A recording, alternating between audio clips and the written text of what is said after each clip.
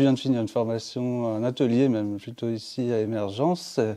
Et il se trouve que tu es aussi conférencier à l'édition 2022 du congrès tant attendu Hypnose et douleur. Alors peut-être que tu peux te présenter rapidement. Oui, bien sûr. Donc moi, je suis médecin neurologue. Je pratique l'hypnose depuis une dizaine d'années. Initialement, je l'ai pratiqué en milieu hospitalier. J'ai fait une carrière hospitalière d'une douzaine d'années. Et puis depuis 7 ans maintenant, je suis installé en libéral où je pratique l'hypnose quotidiennement. Très bien. Et donc, qu'est-ce que tu nous présentes l'année prochaine au congrès? Je crois que tu présentes deux ateliers. J'ai 2 ateliers, effectivement. Le premier concerne l'auto-hypnose. L'auto-hypnose, c'est un grand classique de l'hypnose. Ça a une place particulière pour nos patients et puis en tant que thérapeute. C'est vrai que donc c'est un atelier d'initiation à l'hypnose. Donc a priori, c'est des gens qui n'auront pas vraiment expérimenté cet outil, ce bel outil. Et donc c'est l'opportunité pour eux de comprendre ce que c'est que l'auto-hypnose et puis de l'expérimenter un petit peu. Et puis de comprendre comment, en tant que soignant, en tant que thérapeute, ils peuvent l'utiliser auprès de leurs patients en leur montrant comment faire de l'auto-hypnose, en leur faisant cet apprentissage et comment ils peuvent l'utiliser dans plein de situations, dans la gestion de leur douleur, dans la gestion de leur stress, et puis en soutien également des séances d'hétéro-hypnose au cabinet. D'accord, ouais, donc une compétence vraiment précieuse, quoi.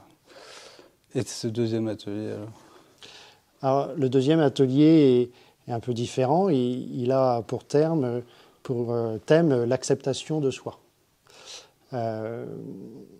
C'est un thème qui m'intéresse parce que je l'utilise beaucoup dans ma pratique d'accompagnant, notamment dans les processus chroniques. Je trouve que les patients sont souvent confrontés à cette problématique. C'est-à-dire que la problématique de l'acceptation de soi est un problème qui vient amplifier le motif de consultation. Et donc, de les amener à mieux accepter leurs problèmes, eh bien, ça favorise le changement. Par exemple, un patient qui a un trouble phobique, il est évidemment très gêné par son trouble phobique, mais il est aussi confronté à l'auto-jugement qu'il se fait d'avoir ce trouble. Il se sent nul, il a honte, il sent que c'est l'expression d'une faiblesse ou d'une vulnérabilité, et il a du mal à accepter ça.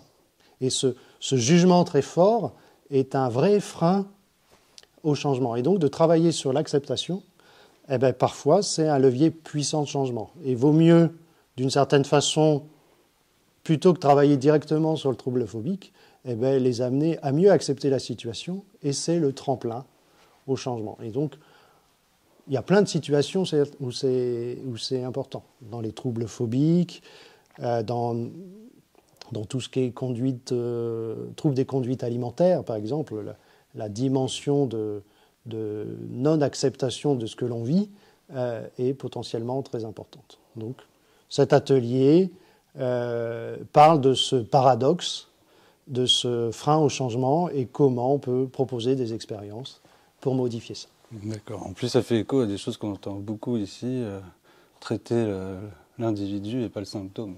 C'est ça. On s'occupe de la personne dans sa globalité pour mieux l'accompagner. On a hâte de découvrir ça. Et toi, au congrès, peut-être que tu vas venir en tant que congressiste aussi. Il y a des choses que tu veux voir en particulier? C'est surtout la soirée de gala que je ne veux pas louper. Des grands congrès comme ça, internationaux, c'est toujours l'occasion de voir les grands maîtres de l'hypnose, et donc voir Gaston Brosseau, Teresa Robles, c'est toujours un grand plaisir parce qu'évidemment, tous ces grands maîtres, on apprend tout le temps auprès d'eux. Et donc, évidemment, je suis avide de cela.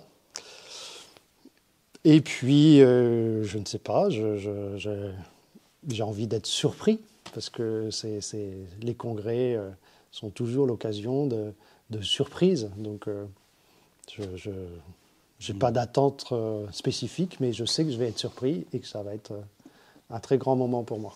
Parfait, merci Olivier. Et peut-être que la surprise viendra aussi de toi à cette fameuse soirée de gala, puisque tout le monde sait qu'elle est déguisée. Tu as déjà réfléchi à ton déguisement? Pas du tout. Pas du tout. Ce sera surprise à tous les points de vue. Okay. Merci beaucoup. Bon retour à La Rochelle. Merci Thomas. Et puis à très vite. Ciao.